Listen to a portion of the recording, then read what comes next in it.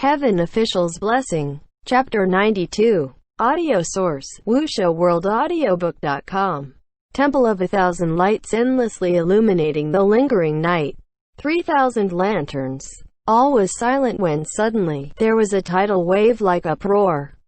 Never, not even the great martial palace that always sat at the head, solid as the mountains, had anyone won 3,000 lanterns in one night at the Mid-Autumn Festival banquet. In fact, no one had ever imagined such a number. Even just 1,000 was already difficult to pass. 3,000. That was truly unheard of, not a precedent in history, and it was even more than the count of all the other top 10 heavenly officials added together. One can imagine, at that moment, just how incredulous every official was, and some even blurted out, "That must be a mistake.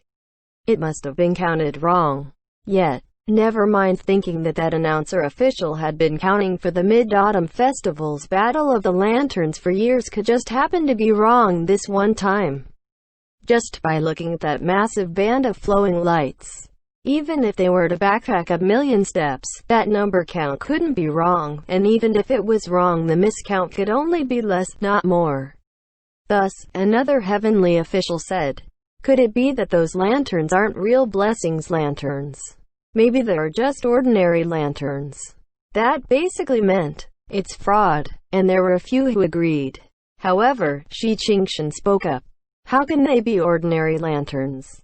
Ordinary lanterns and the blessings lanterns have completely different makes, and they can't fly up to the heavens, so how could these be fake?" If it was Xie Lian who argued, then the rest would probably continue to doubt. Yet because it was Shi Qingshan who spoke up, and Chu Wudu was also resent, no one dared say much else. Hitting a dead end, they changed track. "Everyone, where is this Qiandang temple? When was it built? Who built it? Does any heavenly colleague know?" The announcer official replied, "No, but Qiandang temple was clearly written on the lanterns that floated up. But I've never heard of any Qiandang temple. Single quote, quote dot. Yes, me neither." Xie Lian finally snapped out of his shock reverie, and when he heard the complaints, he said quite earnestly, "Everyone, truth to be told, not only did you all never heard of it, I haven't ever heard of it either.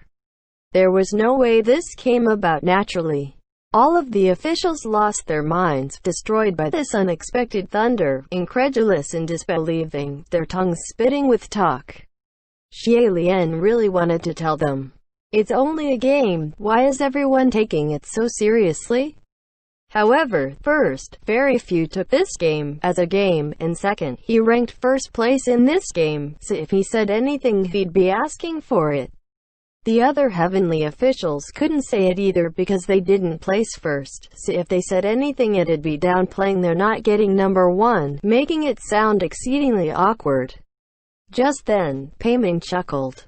"I did say that Crimson Rain Sought Flower didn't kidnap His Highness out of ill intent, but no one believed me. Now will you all believe me?" With his reminder, everyone was enlightened in an instant. If it really was Hua Cheng, then it wasn't impossible for him to simply light up 3,000 blessings lanterns like it was nothing. Was there anything going on between Xie Lian and Hua Cheng, and just what kind of relationship did they have was truly a mystery. At the moment, the majority still thought it was more believable to say Hua Cheng did this out of ill intent.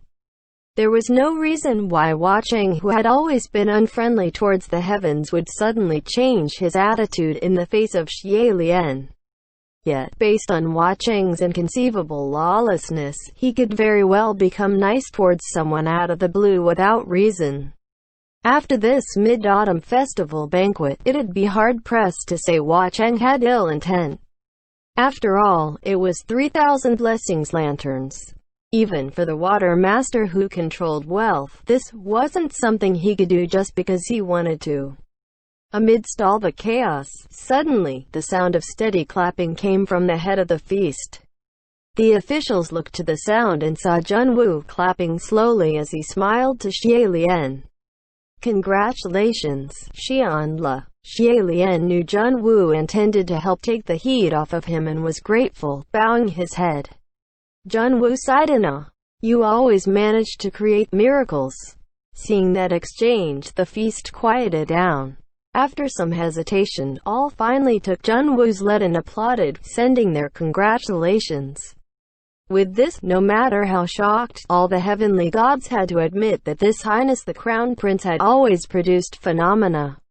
It was like this back then, and it was most certainly the case now. The Mid-Autumn Festival banquet had ended and the relentlessly rumbling Thunder Master also packed up.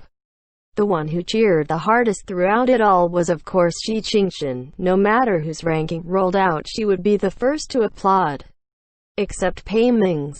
At first Xie Lian wondered if his stealing the Water Master's thunder, bumping him from second place to third place, would cause his ire, but looking at Shi Wudu, it didn't seem he was displeased.